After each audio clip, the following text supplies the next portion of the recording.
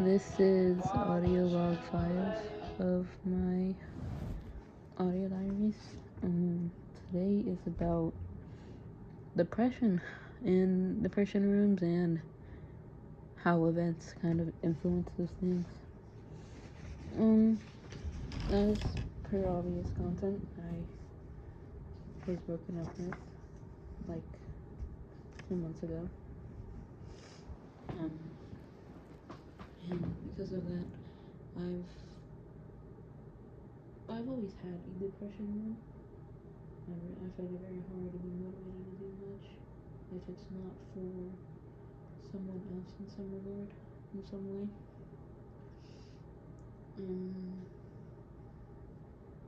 And I recently am starting to clean up. I want to clean out my things, allow myself some sort of like breathing room, ability to move on or whatever. Because I've attached my space so much to my ex, even even unaware, like subconsciously, I suppose. And in like outside of like me cleaning my room, I found like a lot of things, more so art that I made of us, like yeah, just like couple art and most of it, like some of it, like I never showed him because I didn't think it good enough, or I just thought like I'll show him later and then I'd forget. But it made me realize how much he thought I didn't like draw us, when in reality, during the few months of my life where I lived with my mom, that was like my worst. He'd be primarily what I drew. Basically being the comfort, like, that I looked towards. Like, he was my comfort because he was the only thing that didn't change in my mind. Not that he was like, that I wanted to prevent him changing for the better, but more so the fact that he was there. He was that steady ground, and well, he was that steady ground for me. And I wanted it to be that way. I also failed to like see that he was getting attached to someone else, because in my worst months, I wasn't always there. I was constantly afraid because I lived with my mom, and the man she's married to is the man who's actually assaulted me as a child. So I lived in fear. I lived in constant fear that either in my sleep or in while awake and no one was home, I'd be a victim to that again, and I couldn't be the normal emotional rock that he had. Well, I tried to be. I tried to always be there. I encouraged him to speak to his new friend group that he felt like didn't like him. I tried my best to be that comforting voice that I always was for him. And well, I did try my best. It was pretty evident at some points where the only part he really missed of me being in a safe environment was doing sexual things. And when we broke up, I asked him this, and he said it had no factor, but I know probably that he was trying to also convince himself of that, because the more, like, the less contacty we were, the less touchy, the more he pulled away from me and sought comfort in other people. And while I also did it because of my situation, he had a porn addiction, and I wanted to help him, so I wanted him to detach the idea, because he stopped watching like that content, but he'd look for me for that content, and I wanted him to detach the idea of me with that, because every time he'd come over, we'd do something explicit, even though like, I'd ask for the beginning, we wouldn't do anything like that, and just like hug and cuddle,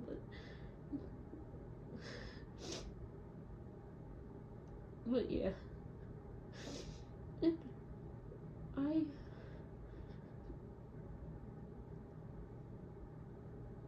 I find it hard to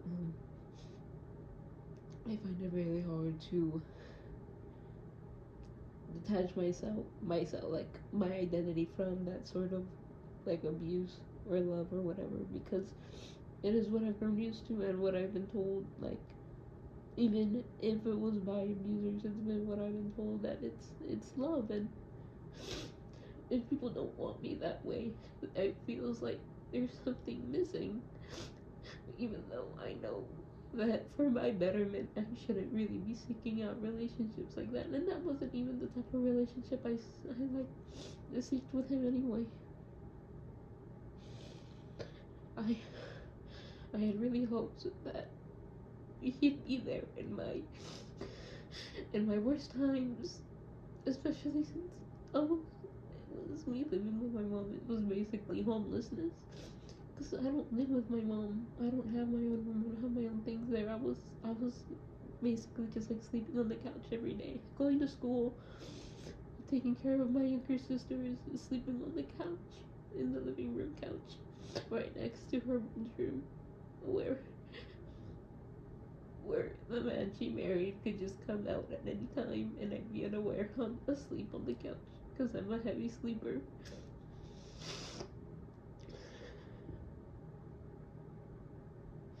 And and I don't know. Maybe maybe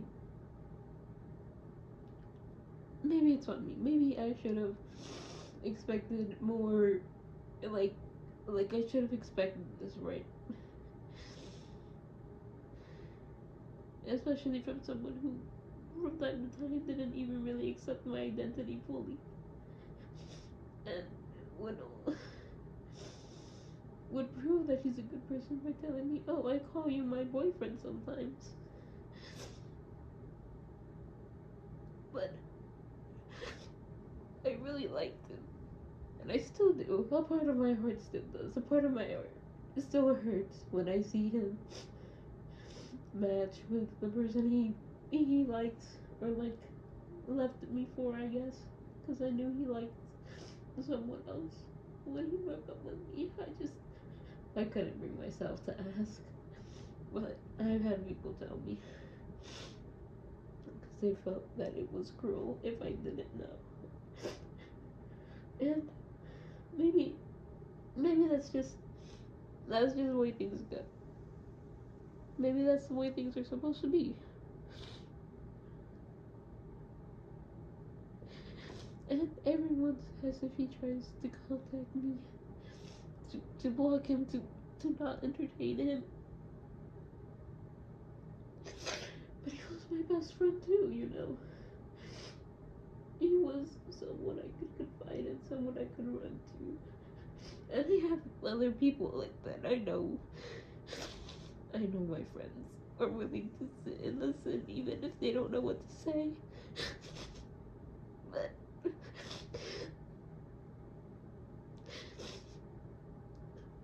But yeah, but a part of me feels like I also lost.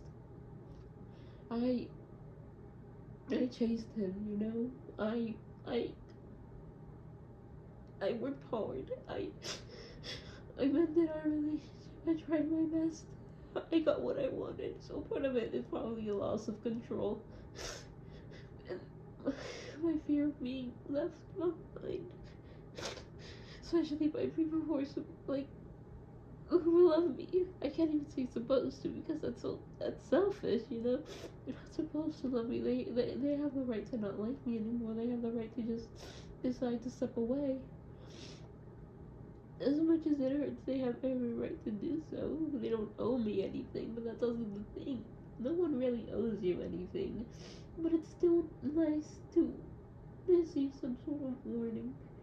And I had all the warning signs, so I can't really complain either. But I was just deluded. I was deluded that he still liked me.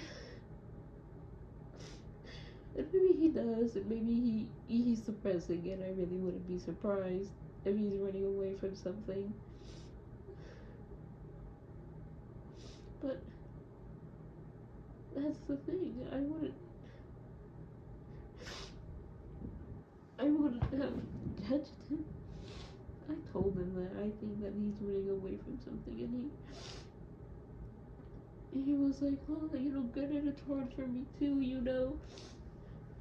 When he was so openly telling another friend how he's in love with someone else and how his heart flutters and how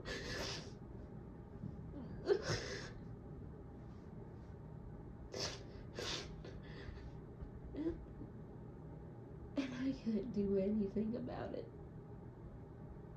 If he wants to come back to me, I don't even know either.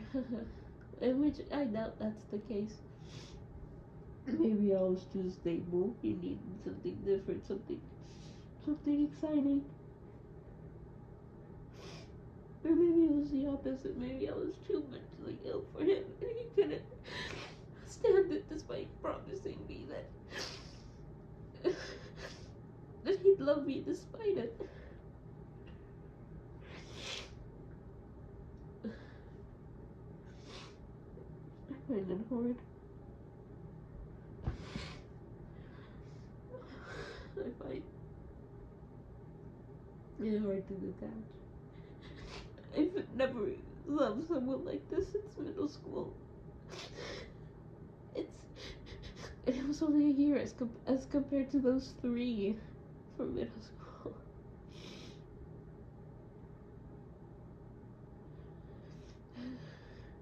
Even as much as I want him to come back to me, I don't even know if I don't even know if I accept it, you know?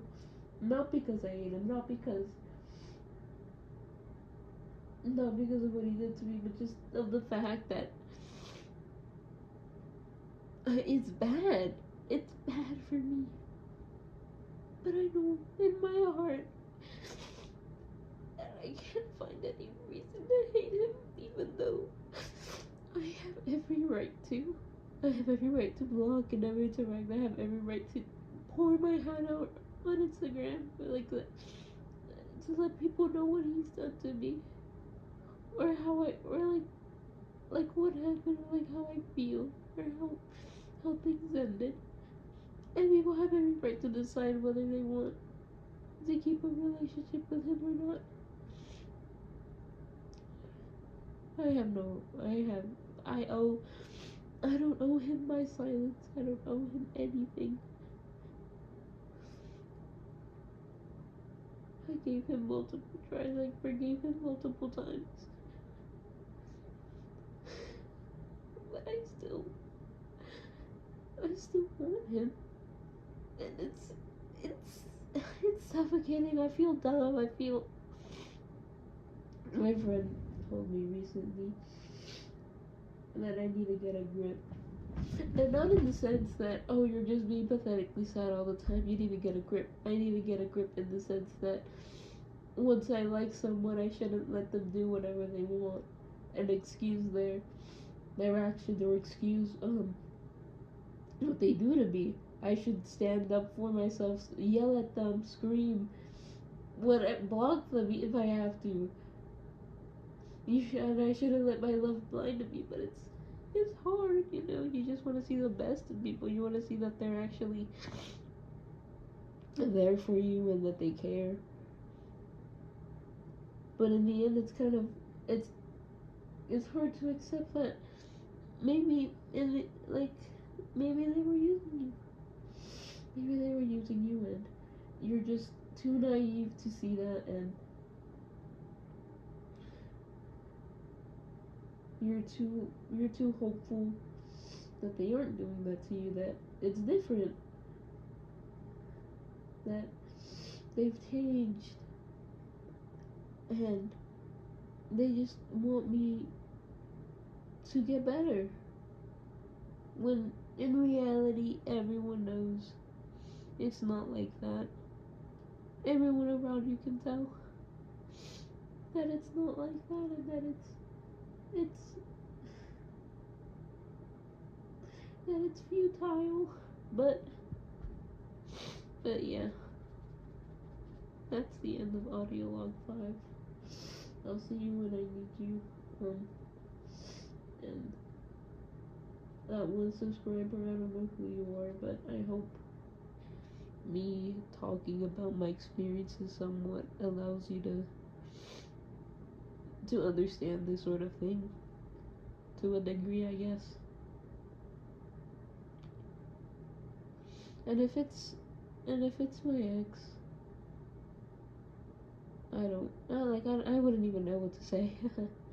Hello, hi. I didn't lie about my audio logs. I just recently started posting them on YouTube. I guess I don't really know. And if it's someone who's trying to hit me up on.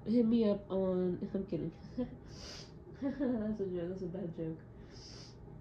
I need to get over myself first before I even try to jump into a relationship, no matter how long it takes, bro. But I hope my rants bring you some sort of understanding, even if they're like nonsensical sometimes. It's just me going on tyrants. But good morning or good night. I'll see you when I need you. Goodbye.